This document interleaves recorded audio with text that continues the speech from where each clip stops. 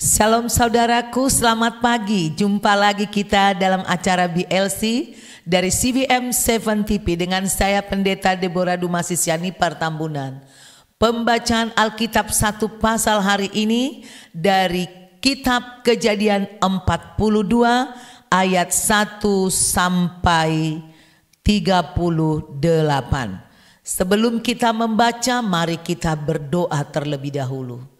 Terpujilah Engkau Bapa, sumber segala firman, sumber segala hidup, sumber segala kuasa, sumber segala hikmat dan sumber segala kehidupan kami. Pagi ini kami sudah bangun karena kasih-Mu. Hanya oleh Roh-Mu lah kami terbuka pikiran dan hati kami untuk membaca firman-Mu di pagi ini. Oleh karena itu berkati kami Tuhan, supaya firman yang kami baca, kami dengar, kami perhatikan, kami lakukan di dalam kehidupan kami, sehingga kami makin mengenal Tuhan, makin mengasihi Tuhan, makin mencintai Tuhan. Dalam nama Tuhan Yesus kami sambut firman-Mu. Mari yang percaya katakan amin. Saudaraku, mari kita buka kitab Kejadian pasal 42 ayat 1 sampai 38. Demikian judulnya, saudara-saudara Yusuf pergi ke Mesir. Kitab Kejadian 42 ayat 1. Setelah Yakub mendapat kabar bahwa ada gandum di Mesir, berkatalah ia kepada anak-anaknya, "Mengapa kamu berpandang-pandangan saja?" 2. Lagi katanya, "Telah kudengar bahwa ada gandum di Mesir. Pergilah ke sana dan belilah gandum di sana untuk kita, supaya kita tetap hidup dan jangan mati." 3. Lalu pergilah 10 orang saudara Yusuf untuk membeli gandum di Mesir. 4. Tetapi Yakub tidak membiarkan Benyamin adik Yusuf pergi bersama-sama dengan saudara-saudaranya, sebab pikirnya, jangan-jangan ia ditimpa kecelakaan nanti. 5.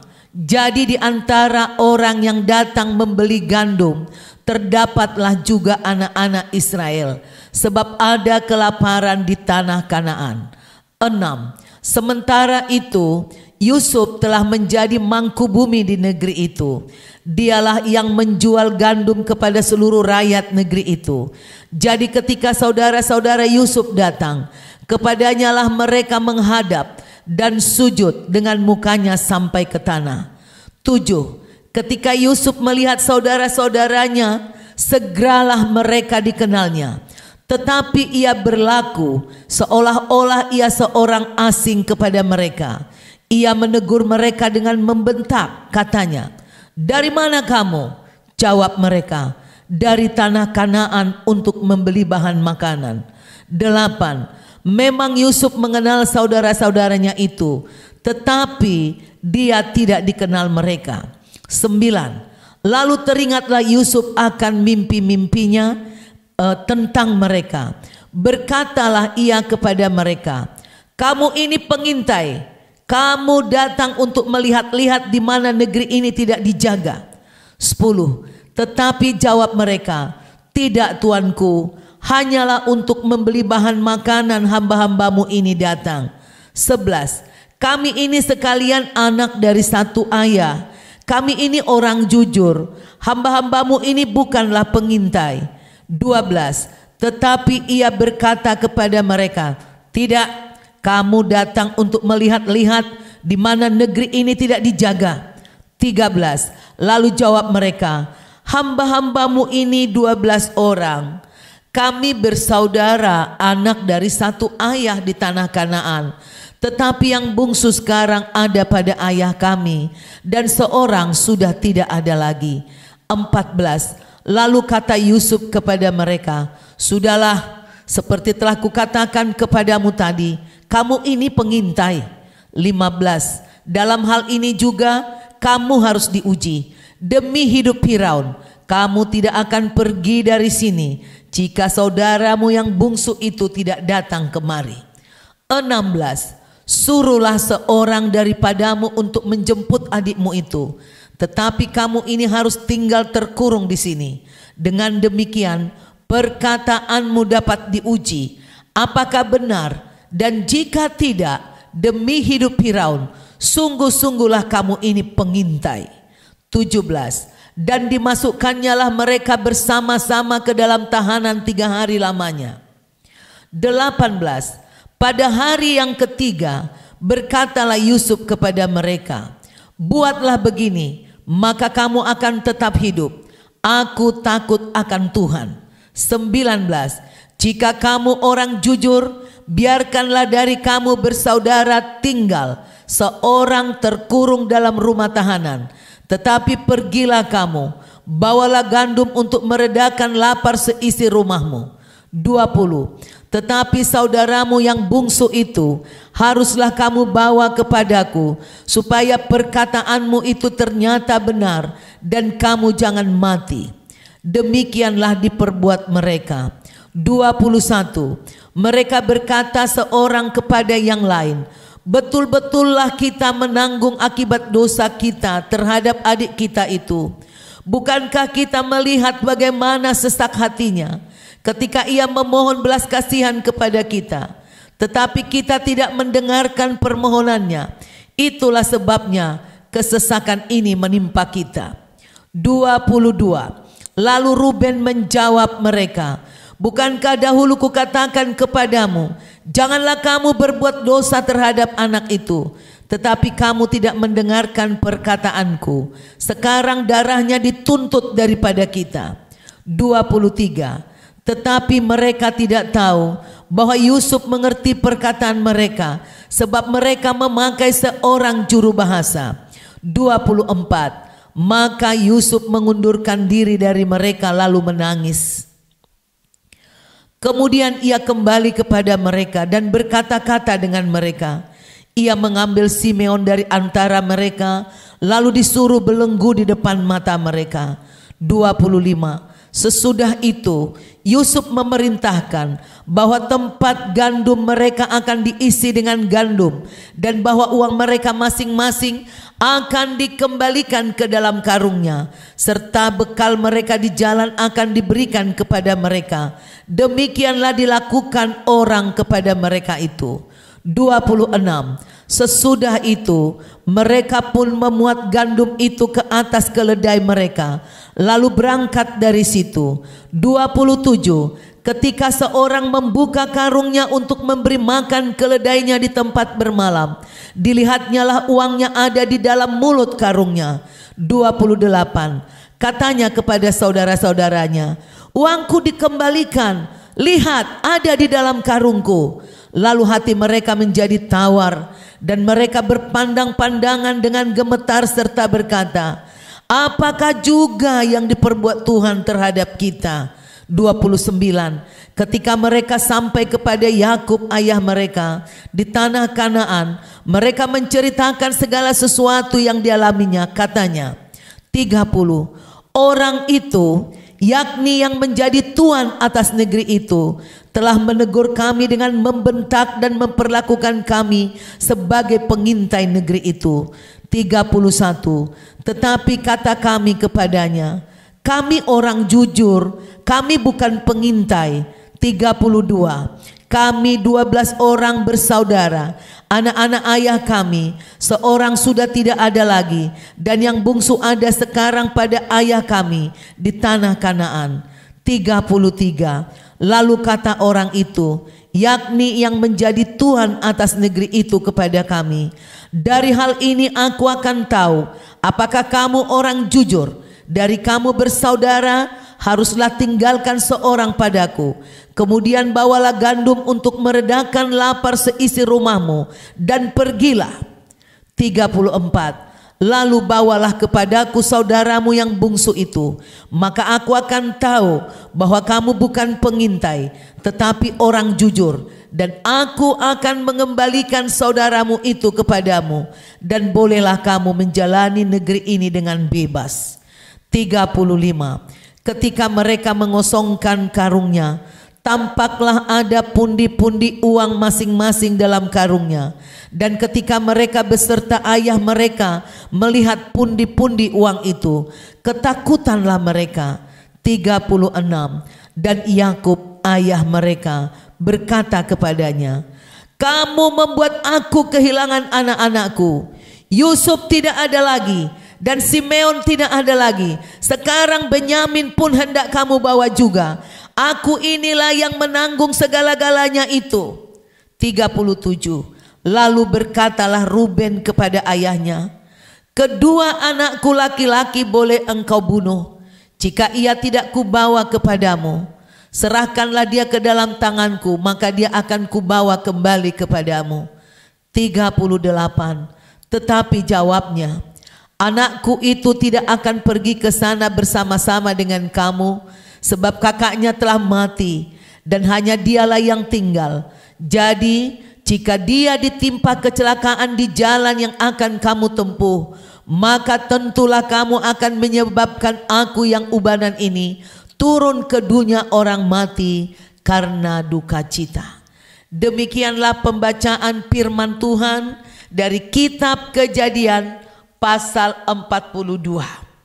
Saudaraku, dikatakan bahwa bencana kelaparan yang menimpa tanah Kanaan sampai ke daerah Mesir membuat mereka saling berpandang-pandangan. Anak-anak Yakub berpandang-pandangan, itu menunjukkan bahwa mereka sedang kehabisan akal. Mereka putus asa, mereka bingung, mereka tidak tahu apa yang harus mereka perbuat. Lalu saudaraku, Yakub mendengar bahwa di Mesir ada gandum. Dalam hal ini saudaraku, Yakub bertindak sebagai ayah yang baik, prinsip yang baik, memimpin keluarga, beriman dan bertindak. Banyak orang beriman tanpa tindakan. Ini beriman dan bertindak. Lalu saudaraku, Yakub memerintahkan anak-anaknya, jangan kamu berpandang-pandangan aja, pergilah ke Mesir, ambil untuk kita. Nah saudaraku, kadang kita berpikir, mengapa Tuhan mengizinkan bencana kelaparan menimpa Yakub? Dan seringkali juga dalam kehidupan kita lihat, misalnya banjir bandang, semacam kayak terjadi waktu itu tragedi air bah yang menimpa Indonesia, Aceh, banyak saudaraku. Orang benar dan orang fasik sama-sama diizinkan mengalami bencana. Demikianlah yang dialami Yakub. Bencana kelaparan mulai dari Mesir sampai ke tanah Kanaan. Dan kenapa Tuhan mengizinkan hal ini terjadi buat Yakub? Karena saudaraku, kita harus belajar percaya meskipun bencana datang sampai menimpa kita, meski kita orang benar, percayalah ada maksud Tuhan yang lebih baik. Karena Tuhan punya rencana mempertemukan Yusuf dengan keluarganya, anak-anak ayahnya. Dan Tuhan ingin membuktikan kepada Yusuf dan kepada Yakub dan kepada semua anak-anak Yakub bahwa mimpi daripada Yusuf itu benar-benar dari Tuhan dan terjadi. Janji itu digenapi yang lewat mimpi. Harus ada kelaparan ini sehingga ada arena pertemuan saudaraku. Nah, kita lihat di Roma 8 ayat 28 dikatakan, kita tahu sekarang bahwa Tuhan turut bekerja dalam segala sesuatu untuk mendatangkan kebaikan bagi mereka yang mengasihi Dia, yaitu mereka yang terpanggil sesuai dengan rencana Tuhan. Nih lihat saudaraku, jika ada masalah yang berat menimpa kita, jangan pernah berpikir bahwa Tuhan meninggalkan kita. Tuhan tidak pernah meninggalkan kita. Dia adalah Tuhan pemelihara Ya, Tuhan yang sudah sesungguhnya menyimpan suatu lumbung, menetapkan Mesir sebagai lumbung untuk memberikan makan umatnya yang dikasihi. Tuhan sudah menyiapkan cara tertentu memenuhi kebutuhan kita. Bahkan jika tidak ada manusia yang menolong kita, memberi kita makan, Tuhan sanggup mengirim burung gagak. Burung gagak gak mau, Tuhan bisa menurunkan hujan mana, hujan roti. Dan itu terjadi di Alkitab. Jangan pernah kau takut apa yang hendak kau makan, apa yang hendak kau minum, apa yang hendak kau pakai. Yang penting engkau terus menguatkan imanmu, percayamu kepada Tuhan. Kalau kita lihat saudaraku di ayat 3 tadi ya, di ayat 6, di ayat 6. Sementara Yusuf telah menjadi mangku bumi di negeri itu. Dialah yang menjual gandum kepada seluruh rakyat negeri itu. Jadi ketika saudara-saudara Yusuf datang, kepadanya lah mereka menghadap dan sujud dengan mukanya sampai ke tanah. Sementara Yusuf sudah menjadi bos, mangku bumi, ya, wakil nomor 2 daripada Firaun di negeri Mesir. Dia menjual gandum ke seluruh rakyat. Wah, bos banyak duit ini. Jadi ketika saudara-saudara Yusuf datang, kepadanya lah mereka menghadap dan sujud dengan mukanya sampai ke tanah. Kita lihat saudaraku, tidak ada janji Tuhan yang tidak ditepati. Janji Tuhan sering gak masuk akal saudaraku. Kalau kita lagi bergumul sesuatu, kita mengangkat Alkitab ini, kita baca Alkitab. Kadangkala Alkitab ini seperti berbicara kencang di dada kita, di paru-paru kita, di jantung kita, di hati kita, di pikiran kita. Suatu janji pertolongan atau keselamatan, pengharapan. Percayalah saudaraku. Kadang tidak masuk akal. Tapi kalau kau terus berhubungan dengan Tuhan, janji itu pasti ditepati. Di ayat 9 dikatakan saudaraku, lalu teringatlah Yusuf akan mimpi-mimpinya tentang mereka. Berkatalah ia kepada mereka, kamu ini pengintai, kamu datang untuk melihat-lihat di mana negeri ini tidak dijaga. Nah saudaraku, teringat Yusuf akan mimpi-mimpinya. Lalu ia berkata pura-pura saudaraku, ini dalam rangka interogasi. Dia ingin melihat hati abang-abangnya udah berubah belum. Udah puluhan tahun saya tinggal, ada pertobatan gak ini kakak-kakak saya ini. Dia dalam rangka menginterogasi. Dia tidak ada dendam, dia tidak ada kebencian. Tapi dia juga pasti ada pertanyaan. Kenapa Benyamin adiknya tidak ikut? Apakah sekarang adikku selamat? Kira-kira dia ingin mengorek informasi yang banyak tentang ayahnya, tentang keluarganya. Ini Yusuf ya memang seorang yang bijaksana. Yusuf sengaja membentak-bentak saudaranya dalam rangka menginterogasi. Bukan karena tidak menghormati abang-abangnya. Untuk mengetahui seperti apa sekarang. Sudah berubahkah saudara-saudaranya ini karakternya? Akhirnya Yusuf mendapatkan informasi, berhasil mengorek informasi yang banyak tentang keberadaan saudara kandungnya Benyamin dan ayahnya dan seluruh anak-anak ayahnya. Di ayat 15 sampai 16 saudaraku dikatakan seperti ini. Dalam hal ini juga kamu harus diuji. Demi hidup Firaun kamu tidak akan pergi dari sini jika saudaramu yang bungsu itu tidak datang kemari. 16 suruhlah seorang daripadamu untuk menjemput adikmu itu, tetapi kamu ini harus tinggal terkurung di sini.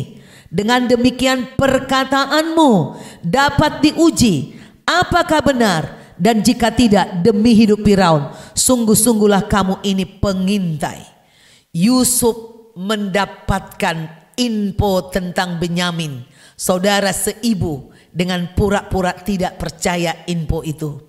Di ayat 22 dikatakan, saudaraku, ini yang paling luar biasa berkesan. Ayat 22, lalu Ruben menjawab mereka, bukankah dahulu kukatakan kepadamu? Mereka ini sedang berdebat kusir, saling menyalahkan mereka. Lihat nih, gara-gara kalian nih kacau nih. Dulu sudah saya bilang, jangan kalian apa-apakan adik kita itu. Tapi kalian gak mau dengerin saya. Nah, dia kata, tapi mereka tidak sadar bahwa Yusuf ngerti. Yusuf jadi mendapatkan suatu berita bahwa Ruben, abangnya yang pertama, tidak ikut-ikutan mencelakakan Yusuf, menjual Yusuf, saudaraku. Dia jadi tahu kebenaran siapa yang sebenarnya. Tapi Yusuf pun tidak ada dendam, tidak ada sakit hati. Ya, inilah gaya hidup anak Tuhan. Nggak boleh ada sakit hati, karena ada Tuhan di sana, sutradara yang membawa kamu melewati kesulitan, bukan untuk tujuan menyiksa. Orang yang banyak mengalami kesulitan dan tantangan, biasanya itu menjadi orang yang kuat iman. Jadi kamu jangan mengeluh kalau kamu diuji. Jangan manja. Jangan ini ingin enak-enakan saja, tidak mau ada tantangan. Saudaraku, di ayat 21 tadi, ketika mereka tertuduh, ketika mereka ditimpa tragedi, masalah, ini saudaraku, nah perasaan bersalah akibat dosa di masa lalu muncul mengintimidasi. Enggak ada kesalahan, saudaraku, apalagi sampai menghilangkan nyawa, tidak mengintimidasi kamu. Musibah yang terjadi di dalam kehidupan mereka saat ini dikait-kaitkan terus dengan dosa di masa lalu. Dan inilah yang sedang merundung saudara-saudara Yusuf ketika mereka mengalami interogasi yang hebat dari kerajaan Firaun melalui Yusuf dan anak-anak buahnya. Saudaraku, kalau kita perhatikan ya, di ayat 23 dan 24. Tetapi mereka tidak tahu bahwa Yusuf mengerti perkataan mereka, sebab mereka memakai seorang juru bahasa. Maka Yusuf mengundurkan diri dari mereka lalu menangis. Kemudian ia kembali kepada mereka dan berkata-kata dengan mereka. Ia mengambil Simeon dari antara mereka, lalu disuruh belenggu di depan mata mereka. Yusuf tidak sakit hati, dia tidak dendam. Yusuf menangis, menahan haru, menahan rindu, ingin mendekap saudara-saudaranya. Di hatinya sangat bersyukur, meskipun saudara-saudaranya mereka-reka untuk kejahatan karena kebencian, karena iri hati. Dia sekarang menikmati kebaikan Tuhan, dia melihat perbuatan Tuhan. Dia melupakan semua kepahitan yang dibuat oleh saudara-saudaranya. Dia tidak ada dendam sama sekali, saudaraku. Nah, dia menganggap apa yang terjadi di dalam hidup Yusuf, perjalanan, pergumulan, kesulitan hidupnya, semua atas pimpinan Tuhan. Gaya hidup Yusuf, gaya hidup yang penuh kasih tanpa dendam.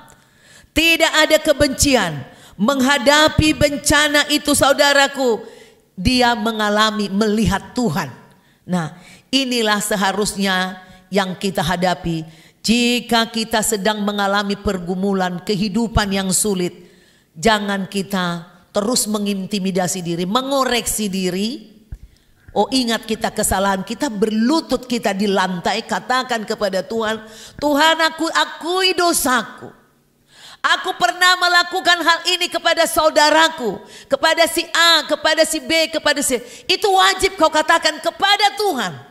Tapi nggak perlu kau terus-menerus menyalahkan diri sampai putus asa, sampai bunuh diri misalnya, tidak perlu. Saudara boleh minta ampun kepada Tuhan dan percaya darah Yesus sudah dicurahkan untuk menghapus dosamu. Tapi kalau engkau menyesal atas dosamu, tinggalkanlah dosa itu.